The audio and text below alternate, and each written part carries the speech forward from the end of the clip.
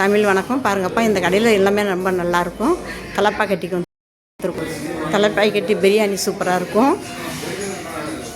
பாக்கி எல்லாமே நல்லாயிருக்கும். பரோட்டா, சப்பாத்தி, பூரி எல்லாமே நல்லாயிருக்கும். கிரேவி நல்லாயிருக்கும். ரொம்பவே கிரேவி நல்லாயிருக்கும்.